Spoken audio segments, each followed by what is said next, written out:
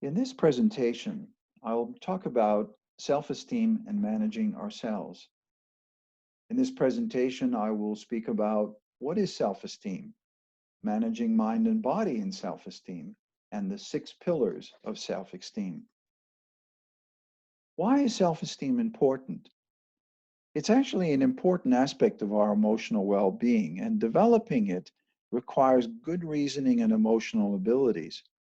Growing into an independent, self-respecting, self-actualized person is the primary human task, isn't it?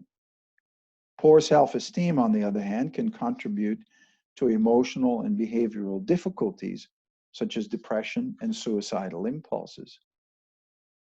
Self-esteem has to do with what I think about myself, not what others think about me. After all, I have to live with myself and the consequences of what I do. Nathaniel Brendan, the world-renowned expert on self-esteem, said, "Of all the judgments we pass in life, none is more important than the judgment we pass on ourselves." Boy, is that true. What is self-esteem based on? Telling yourself you're capable and lovable accomplishes little if you are operating unconsciously, dishonestly, with yourself and with others. So why is self-esteem important? If we betray ourselves, we are dishonest and act out a lie, we weaken our character and our self-esteem. Our values and behavior and self-esteem and resilience are linked. Self-esteem is underpinned by and ensues from the values and purposes we actualize in our own lives. The root of our self-esteem are those internally generated practices that make it possible for us to achieve and to be truly true to ourselves. We need to align ourselves with values and ideals that allow us to become a good person. This is very important to our self-esteem. After all, we all want to feel that we're a good person, a moral, ethical person, that we are also contributing something to the common good, that we're doing something for the sake of others. I've concluded that my value is more than external accomplishments in life. So we should not just think of setting goals and accomplishments as a measure of our self-esteem. It is about who we are, who I am, the quality of the love that I have for others, and my spiritual connection for those who are spiritually inclined to their Creator. Faith traditions emphasize that people have value as temples of the divine. A person's value is determined by his education, attainment, and love, not by birth. Confucius said, "By nature, men and women are pretty much alike. It is learning and practice that sets them apart." The Islam says the same. It says that whose deeds lower him or her, that means that the behaviors that lower us, it doesn't matter what pedigree we have or what family we are from, what title we have, we cannot have self-esteem. Self-esteem requires self-efficacy. What does that mean? That means confidence in our ability to cope with life's challenges. Self-efficacy leads to a sense of control and empowerment over one's life. Number two, we require self-respect. This is the experience of deserving, feeling a sense of deserving of happiness, achievement, and love. Self-respect also makes it possible to have a sense of community with others.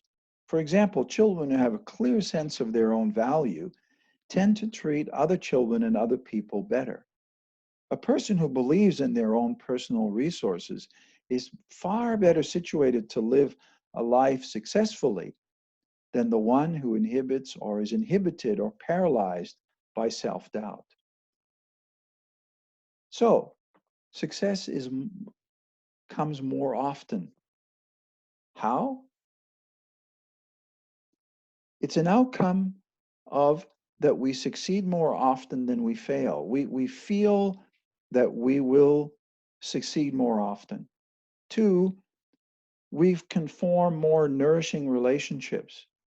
And number three, we expect more from life and from ourselves. If we lack confidence, we give up more easily, we fail more often, and aspire to less. In this final section, I will outline the abilities and practices that underpin self-esteem. Nathaniel Brendan maintains that self-esteem is based on 6 behaviors or abilities.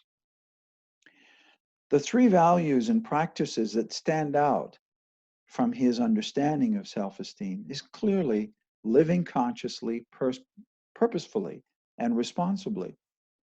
This relies on knowing our values, our purposes, and managing our reason and emotions well. The first pillar is living consciously. Know thyself. Facing up to our mistakes and learning from them is critical in life. We need to face up to the fact that facts that might be uncomfortable or even threatening for us in order to develop personally.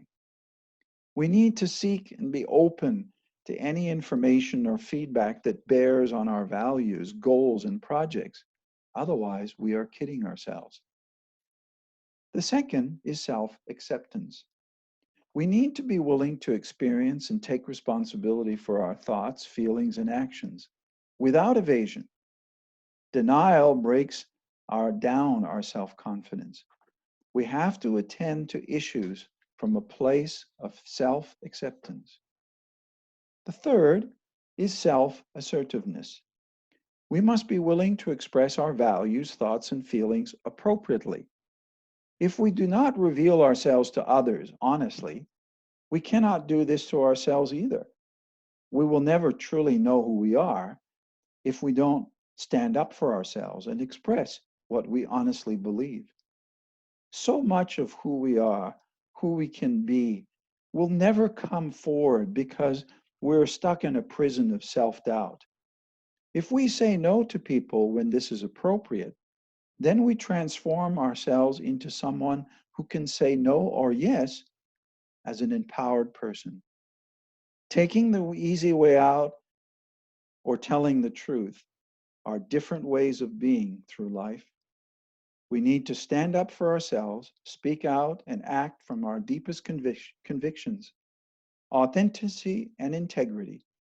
We must refuse to fake the reality of who we are and what we esteem in order to avoid disapproval.